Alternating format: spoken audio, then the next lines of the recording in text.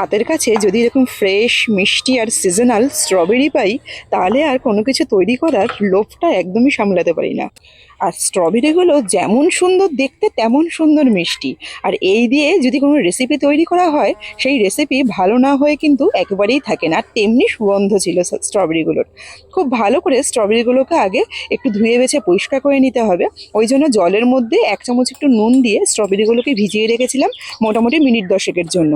তারপর স্ট্রবেরিগুলোকে কেটে নিয়ে মিক্সিং জারের মধ্যে দিয়ে একদম একটা পিউরি মতন তৈরি করে রেখে দিয়েছি। অন্যদিকে চালনির মধ্যে 2 কাপ ময়দা, 1 চামচ বেকিং পাউডার আর 1 চিমটে একটু নুন দিয়ে চালনি দিয়ে ভালো করে চেলে রেখে দিয়েছি। এই শুকনো উপকরণটাকে পরে কেকে ব্যবহার করব। এটা এইদিকে রেডি থাকলো। অন্যদিকে একটা মিক্সিং বোলের মধ্যে নিয়ে নিয়েছি 1 কাপ চিনি। 1 কাপ চিনির জন্য নিয়েছি এখানে 1/3 কাপ তেল, সাদা তেল ব্যবহার করেছি। আর সেই সাথে 2টো ডিম নিয়েছি। খুব ভালো করে মিক্সারটাকে একদম একটু ফোমি মতন করে ভালো করে ফেটিয়ে নেব। এই ফেটানোর কাজটা মোটামুটি মিনিট 5 ধরে টাইম লাগবে, তাহলে কিন্তু একদম ক্রিমের মতন একটা মিক্সচার তৈরি হবে। খুব ভালো করে ফেটিয়ে নিয়ে এরকম ঠিক ক্রিমের মতন হয়ে গেলে এর মধ্যে 1/2 কাপ স্ট্রবেরির যে পেস্টটা ছিল সেই পেস্টটা দিয়ে দেবো। এখানে আমি 1/2 কাপ ব্যবহার করছি, আর 1/2 কাপ আমি সরিয়ে রেখে দিচ্ছি। চাইলে কিন্তু পুরো 1 কাপও এর মধ্যে ব্যবহার করা যেতে পারতো। খুব ভালো করে মিশিয়ে নেবো। সব কিছু দিয়ে খুব সুন্দর করে মিশানোর পর এরপর আস্তে আস্তে করে শুকনো উপকরণটা এর মধ্যে দিয়ে দেবো। শুকনো উপকরণটা একবারে দিলে অনেক সময় একটু দলার মতন পাকিয়ে যায়। ওই জন্য অল্প অল্প করে দেবো আর অল্প অল্প করে এর সাথে মিশিয়ে নেবো। তাহলে কিন্তু খুব সুন্দর একটা ক্রিমি টেক্সচার হয়ে খুব সুন্দরভাবে তৈরি হবে। আর যদি খুব বেশি টাইট মনে হয় তাহলে অল্প একটু দুধ দেওয়া যেতে পারে, তবে এখানে আমার দুধ কোনো কিছু দেওয়ার আর প্রয়োজন পড়েনি। এরপর ব্যাস পুরো যে উপকরণটা আছে একটা বাটির মধ্যে আমি এই কেকটাকে তৈরি করেছি। ওই জন্য ওই বাটির মধ্যে আগে থেকেই তেল আর ময়দা ব্রাশ করে রেখে দিয়েছিলাম। এবার ওই বাটির মধ্যে পুরো মিক্সচারটাকে দিয়ে দেবো।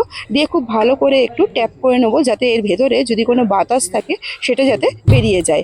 খুব ভালো করে ট্যাপ করে নিয়ে একটা কড়াইয়ের মধ্যে আগে থেকে গরম বালি রেখেছিলাম। ওই গরম বালিটা বেশ ভালো করে গরম করে নিয়ে ওপর দিয়ে এই বাটিটাকে বসিয়ে দিয়ে ঢেকে দিয়েছিলাম মোটামুটি মিনিট 40 জন্য।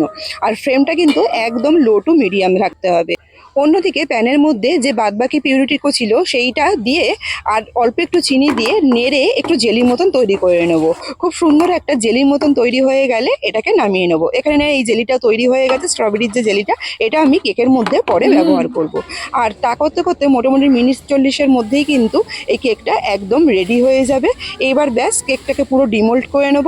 বাটি থেকে বের করে নিয়ে মধ্যিখান থেকে কেটে নিয়ে ওপর থেকে আমি এই জেলিটাকে দিয়েছিলাম মিডিল দিয়ে জেলিটাকে দেওয়ার ফলে কিন্তু খেতে গিয়ে খুবই সুন্দর লেগেছিল।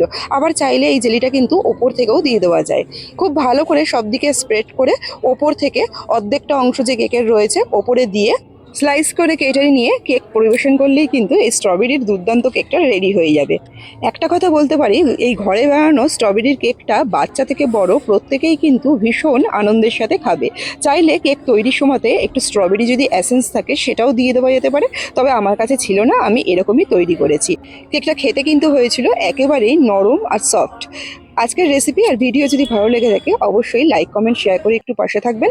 সেই সাথে রেসিপিটি যদি ফেসবুক পেজ থেকে দেখে থাকেন পেজটা একটু ফলো করে নেবার অনুরোধ রইল।